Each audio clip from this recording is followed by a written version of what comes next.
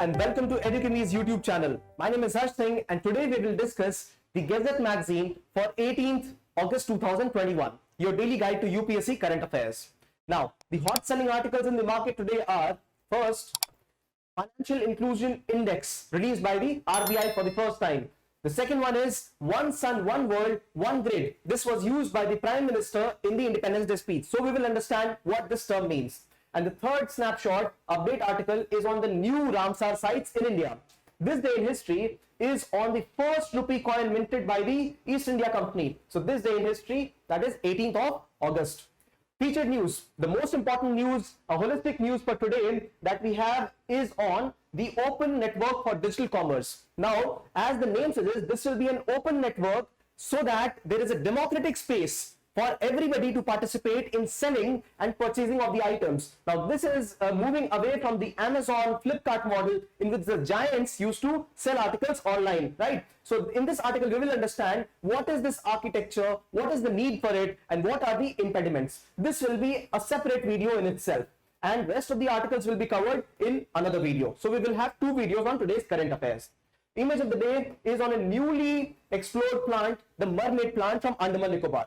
Terms and concepts. The four terms and concepts today are Tapas Initiative, Hunar Haats, National Gene Bank in India, and then Swavlamban Salai schools. So they are released from all different departments. Hunar Haat is Ministry of Minority Affairs. Tapas Initiative is from Ministry of Social Justice and Empowerment.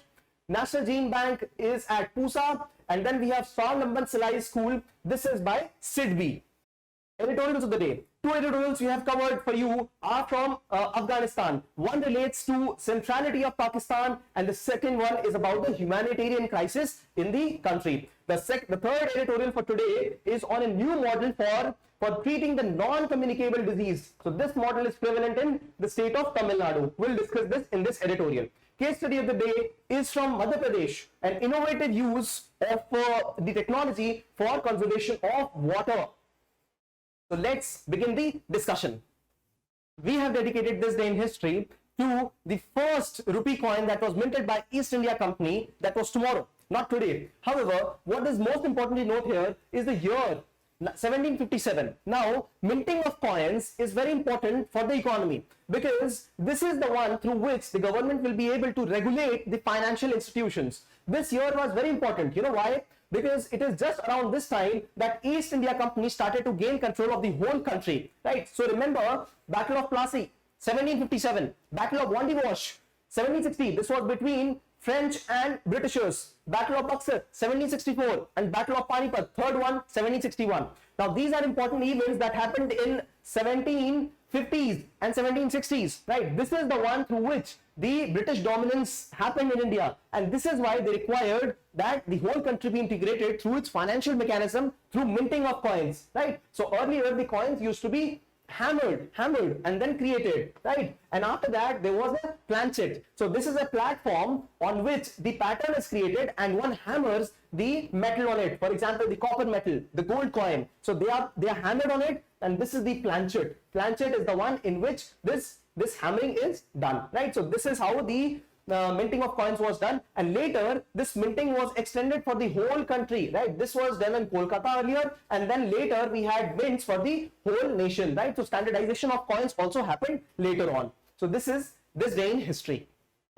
The hot selling article, the snapshot one for today, is on Financial Inclusion Index. Now this FI index has been released by the RBI, and it is the first time innovative index this RBI has released, right? So this index will rate the financial inclusion in various domains, in various sectors like banking, investment, insurance, postal, and pension sector, right? So the idea is to range all these sectors on how much inclusion is there on three parameters, three important parameters. First is access to banking, access to insurance, access to all these pension, postal, and investment services. After that, usage. So how many people are using, right? And the third one is quality of service. And accordingly, the weightage also has been differential. So access has been given 35% weightage, usage 45%, and quality 20%. Quality will be improved once people have access to it, once people start using it, and therefore using has been given the maximum weightage here, right? So please remember, the weightage are not equal for these three parameters: access, usage, and quality. Among these sectors, these are the parameters, right? And the idea is to have financial literacy among people, to ensure that consumer protection is there, inequalities, deficiencies are reduced. And how will this happen? This will happen if we have this usage and equality. If we ensure quality, access, these are the parameters we will look into. So this is how it becomes, this platform becomes very unique. This financial inclusion index becomes very unique, right? So this will be published annually. This is one important thing about it. Now, this is where we come to the most basic term, financial inclusion. Why? Because any update article, any article in which you have to write an answer, any question, you might have to also deal with the basic term. So what is financial inclusion? It includes 4 important components. First, access to financial services. So we'll have to give some financial services to people.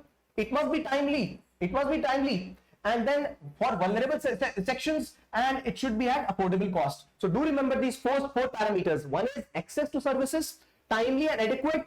Third one is to vulnerable, and fourth one is affordable. Why? Because if we are providing it to already the rich and filthy rich people, then they are not the most vulnerable. They can afford it, right? And they will be able to have it adequately and in time as well. So this is for vulnerable. So these are the 4 parameters you ought to remember, right? Also, some important financial inclusion schemes that government introduced was Prime Minister Jan Dhan Yojana, and this was for the bank account, saving bank account for all family members, right? So every household. The second one was Jan Dhan Aadhaar Mobile Trinity. This is also called as Jan Trinity. So all the Jan Dhan accounts to be linked with Aadhaar card numbers and with mobile phone numbers, so that timely intervention by the government for dissemination of subsidies, government services could be done. So this is another important scheme for financial inclusion. And the third one could be all the social security measures government has taken. For example, Prime Minister Suraksha Bima Yojana. Suraksha Bima is accidental insurance, and then one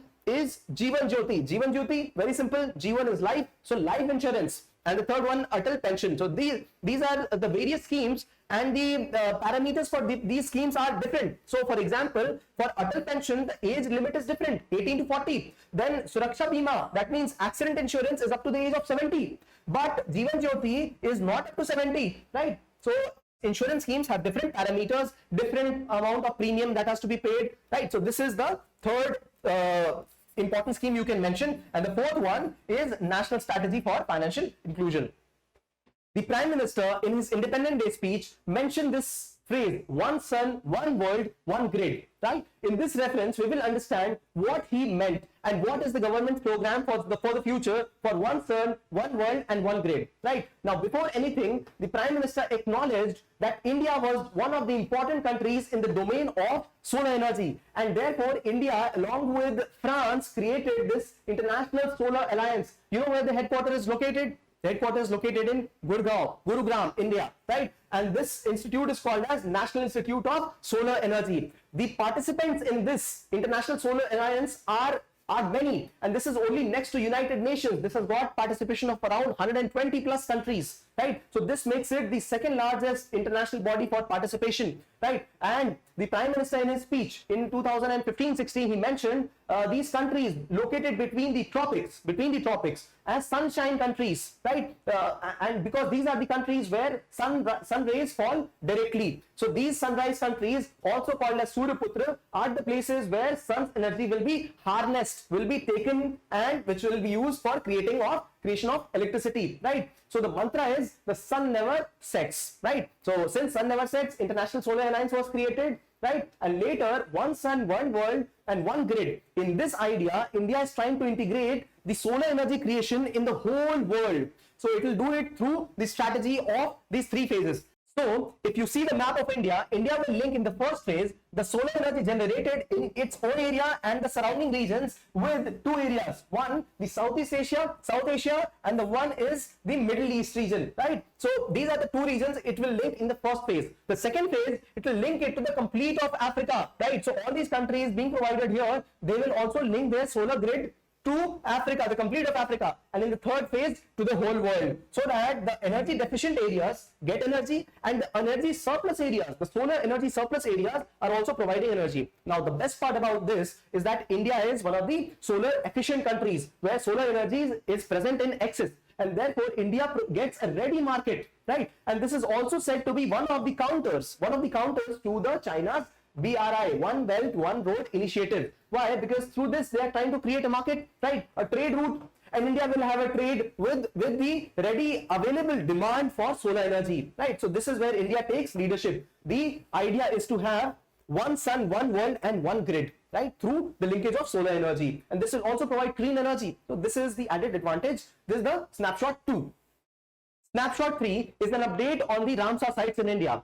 India has included 4 more sites as its component of Ramsar sites in the wetland of international importance. Now, which are these sites? 2 sites are in Gujarat and 2 of them are in Haryana. So, Bindavas Wildlife Sanctuary, Sultanpur National Park, these are in Haryana, and the 2 Thol Lake Wildlife Sanctuary and Wadwana Wetland, they are in Gujarat, right? So these names could be asked, are they wetlands of international importance under Ramsar Convention or not? A lot of people have studied about Ramsar Convention, right? 1970s in Iran. This convention was for preservation of wetlands. The most important thing is its definition, right? So we have picked it up right from the document of Ramsar Convention itself. So what are wetlands? Wetlands are those places which are inundated in water sometime or permanently, but the maximum inundation, so maximum depth of water, right, at low tide should not exceed 6 meters. So this is the important criteria. It can be static or flowing water. It can be natural or man-made wetland also. It can have fresh, brackish or salt water. So these are the major criteria for it, right? So this is one thing about it. Now, why are wetlands important? Why do we have to conserve it? Now, these are one of the most productive ecosystems, right? Just like the tropical forest, tropical rainforest, these are one of the most productive ecosystems. Also, they are located at the margin of a marine and terrestrial system. So terrestrial and marine, and therefore the flora and fauna found at these regions are unique. They are adaptable. They also are important environment indicators. They help in conservation of environment. They're also important because they also somehow create food, right? So livelihood is also maintained, important areas for tourism, and therefore preservation of wetland is very important. And sadly, this is what has not happened, right? We see a lot of urbanization, encroachment of wetland spaces, agricultural expansion, pollution in these areas, right? Through drainage, landfills, hydrological balance in these areas have changed, right? There's been loss of biodiversity, and this is how wetland conservation becomes of very, very prime importance. And India is a signatory of wetland Ramsar Convention. So this is one way we conserve it. The second one is India has had national wetland inventory and assessment. So India has tried to assess which are the areas of importance considering wetlands. So India has its own list, and some of the important ones are passed on to the Ramsar Convention, right? Wetlands of international importance for their conservation. So Delhi also has got certain wetlands. Delhi has declared, for example, one Dhirpur project, that place is all wetland because it is underwater for a substantial period of the year. And also these wetlands are very important because these are the places where the migratory birds also come and they settle. So have a look. Convention on the Conservation of Migratory Species of Wild Animals. So these 4 wetlands included, some of them are those which are on the path of the migratory birds' routes. So important routes that are for India are these 3 routes. The first one is the Central Asian Flyway. So you see this one, Central Asian Flyway. And the second one, which is important for India, is the West Asian East African Flyway, right? So western part of India, this is what it passes. And the third one, the one in yellow color, is the Eastern Asian Australasian Flyway, right? So these 3 flyways, these are the birds which migrate in the winter season to the warmer areas and then migrate back. So these routes are tracked. There are 9 important routes. Amongst them, 3 of them pass through India. And you see these western part, Gujarat, right? This part of Haryana, and we also have places in Nagaland, Northeast Assam, where migratory birds also settle for a while, right? While moving down south. So we are also a signatory to Bonn Convention, also known as the Convention for Conservation of Migratory Species. So CMS, right? So this is what is very important. In this convention, we not only conserve the species, we also conserve the habitat, right? So this is an important update. This is the image of Mermaid Plant. It was found in the island of Andaman Nicobar, right? It was explored by the Indian scientists and it has been called as Acetabularia Jalakanyakae, right? So Jalakanya. Now this plant has been named on the name of mermaid. Why? Because it seems like these are the umbrella and there's a mermaid sitting here. Mermaid is the goddess of ocean. Also, this plant gains prominence because It is made up of one gigantic cell with a nucleus. So do remember, Mermaid Plant explored in Andaman Islands.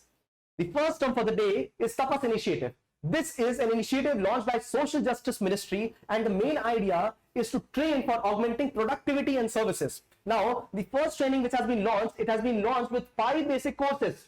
The courses are: 1, course on drug abuse prevention. The second one is elderly care. Geriatric means elderly, related to elderly. The third one relates to transgender issues. The fourth one on dementia. Dementia is the brain power reduction, along with that less memory and less rational power as age grows. So the disease and its understanding. And the fifth one relates to social defense issues. Anybody can participate in this course. You and I can also do it, and there is no age bracket, there is no fee for that, right? This is also a part of the MOOC, massive open online courses by the government, right? It adopts the quadrant approach, the four-pronged approach, which has: 1, videos that we are currently watching, similar one to it. The second one is giving them text, the people who participate in the training. The third one is self-assessment, and the fourth relates to the discussions. And this is what we do at Edukemy also. This quadrant approach we apply here also, right? And through feedbacks we also improve, right?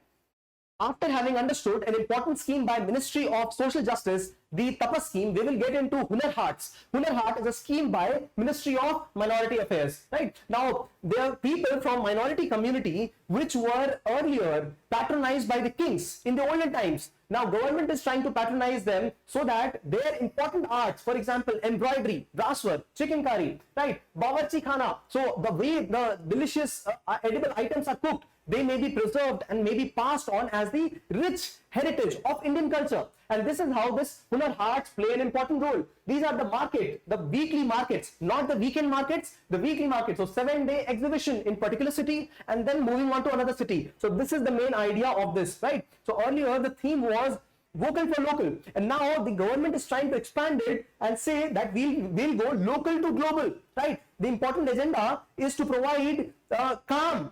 So kaushal ko kaam. The people who are kaushal, people who are skilled, they should be given work. This is the important agenda, and these hearts are being run through an important scheme, flagship scheme of the Ministry of Minority Affairs, Ustad. Ustad stands for upgrading the skills and training in traditional art, craft for development. So people are trained and then people participate in these kind of hearts. So this is the important thing. Also, these Hunar Hearts are being organized at different places in the country, right? All this Hunar Heart organization is happening at certain area of land, right? And this area of land under which it is happening is under Prime Minister Jan Vikas Karyakram. Now, this is the scheme for the minorities, right, by the Prime Minister, and this scheme is on the development of social economic infrastructure for the minorities, right? So, under this, the Hunar Hearts are being organized at different places.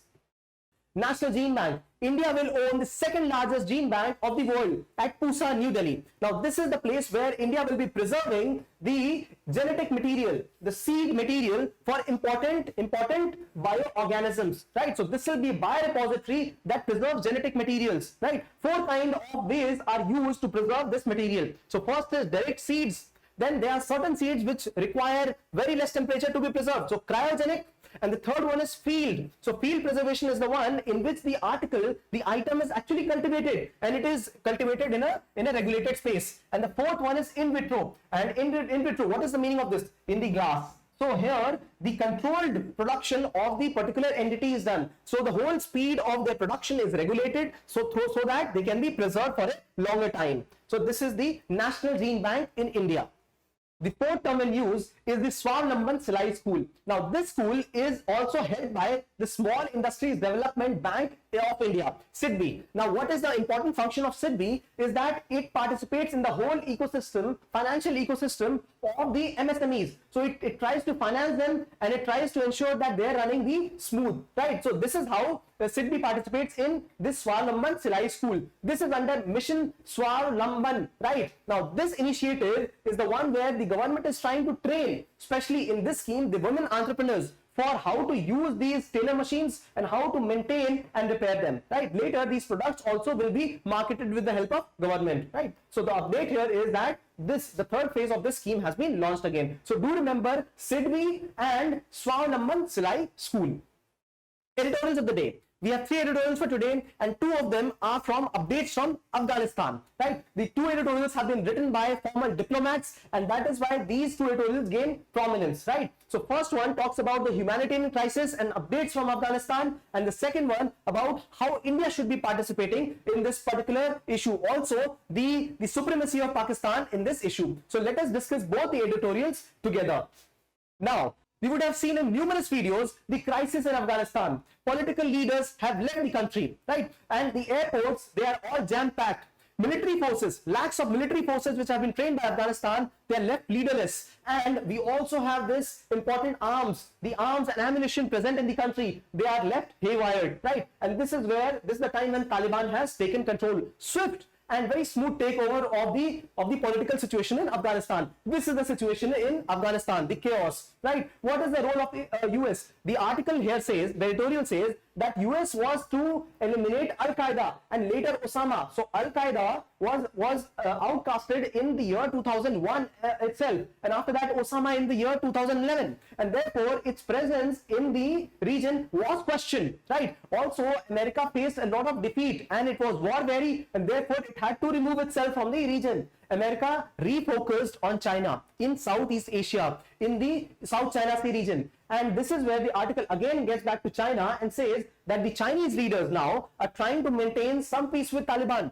Before recognizing them as formal leaders, China is trying to ensure that the Uyghur Muslim protests in China's Xinjiang be crushed, and Taliban does not have an issue with it. So China is trying to maintain a formal contact with Taliban so that later it tries to secure its own security, and after that increase its trade with Afghanistan. Also increase legitimacy. Taliban has repeatedly said that they will not be harming the diplomats. They don't want diplomats to leave. But when countries around are vulnerable, seeing the way 1996 takeover was done. We have studied about this 1996 takeover in the last editorial, yesterday's editorial only, on the history of Afghanistan, the modern history, right? Now, important role of Pakistan. Now, Pakistan is the one which said that yes, under quotes, Pakistan said Afghanistan has freed itself from the shackles of slavery. Now imagine, earlier we had a democratic party ruling the country, and now we have Taliban, and Pakistan is trying to appease them by saying freed from the shackles of slavery, under quotes, right? Now we see that there are atrocities. Who will trade with the country which has atrocities within, and which will commit atrocities with others? So Afghanistan needs to go beyond force. The forceful takeover of the state must go beyond force and must come into moderation, because governance requires building of the infrastructure, building of social and economic points where government could have health, education, employment services for all. And Taliban has to moderate its ideology to be able to participate here. This is not my point. This is what the diplomats are saying, foreign service officers, right? Now, India says, in the second article is about India, right? It says that India must try to look at the people of Afghanistan and not who is administering. So there are a lot of Afghan students in India, and many of them would want to come to India now, right? Also, what is the people's view? A lot of people are trying to escape the country. India has also accelerated the process of providing visa through e-visas, right? E-visa for emergency purposes. We studied this yesterday in one of the terms. So India must focus on the people of Afghanistan, because if people are helped with, then the country will be happy. Although Indian embassy in Afghanistan is closed, but India must try to help. Now, this is one of the points. But the article focuses on the primacy of Pakistan and the helplessness situation for a regional country, regional leader like India, right? The article says that people from Northern Alliance which are opposed to Taliban, right? So these were the forces which were held by Russia, right? So Northern Alliance which were opposed to Taliban, this leadership has had convened its meeting with Pakistan, not India. So this is where the opposition to Taliban rule has been questioned, and it has been brought in front at Pakistan forum. So Pakistan gains a lot of prominence because it will try to moderate the discussion here. So this is why Pakistan gains prominence. This is one, right? Also, it has questioned. The article also questions India's stand, because India is also the head of United Nations Security Council for the month of August. India has given this statement under quotes. India has said a broader representation would help the arrangement gain more acceptability and legitimacy. Right? So what is arrangement? What do you mean by arrangement? Is this an elected government? It is not. So what is this kind of arrangement you are speaking of? So United Nations as the head of the Security Council for this month, as the chair. So this is the kind of statement which might receive a lot of criticism, and it is, right?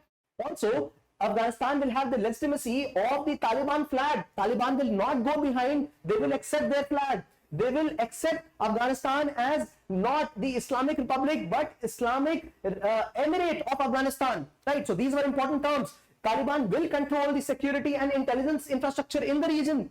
So Taliban along with Pakistan are the leaders as of now. Also, it says that Taliban might compromise with non-Taliban leadership also in Afghanistan governance, but it will not compromise on flag, Emirate Afghanistan, IEA, and security and intelligence architecture of the state, right? So India is in no control as of now in the situation in Afghanistan. This is how the article concludes. So this is the summary of both the editorials here. The third editorial is on the healthcare, especially for non-communicable diseases. Now, COVID is a communicable disease which hit us in the year 2020, but there was an impending crisis on non-communicable diseases. Why? Let us discuss this. Now, it was impending that there will be health emergency for India in non-communicable diseases sphere as well. COVID is a communicable disease, right? But in non-communicable diseases, for example, hypertension, diabetes, right? These kind of diseases, India is one of the countries which is leading. Why? The health survey says that 55% of total disease burden is caused by non-communicable diseases. Not of now, this is a 2016 report. And after COVID subsides, these diseases, non-communicable diseases will again take over. And this is where the article gives primacy to a scheme run by Tamil Nadu. Now, Tamil Nadu government is running this important scheme called as Makai Thedi Maruthuvam scheme, right? Under this scheme, there is a community-based intervention, right? And people are being serviced at their homes. So people who are elder in age, they are being serviced at their home by being given the important dosage, the medicines at home, right? So 10 common conditions are being diagnosed for 18 plus people, which are hypertension, leprosy, tuberculosis, kidney diseases, heart diseases, etc. Right? And after having understood the diseases, the idea is to target them and give treatment, home-based treatment. So this is what the article is about. The article says that if this model becomes successful in Tamil Nadu, this is a very good way it can be replicated for the whole country. Home-based treatment for non-communicable diseases. So use it as a very good case. Makai Thedi Mathuruvam scheme. Today's case study is on water conservation. And before we move to the case study, let me show you the image.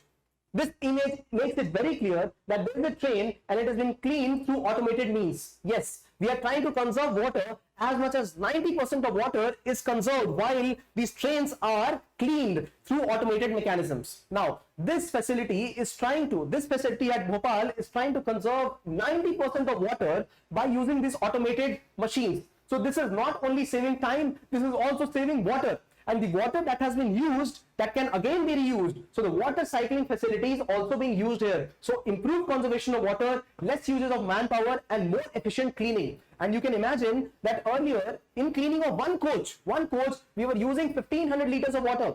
So as much as 75 buckets, a bucket being around 20 liters, right? So 75 buckets for only one coach.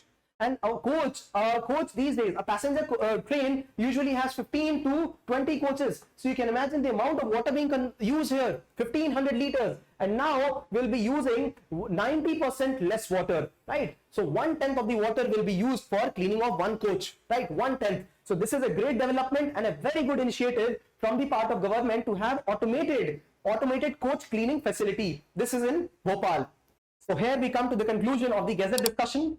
If you like this video, do share some love on us through likes, comments, sharing and subscribing to this channel so that you receive timely updates. Thanks for watching.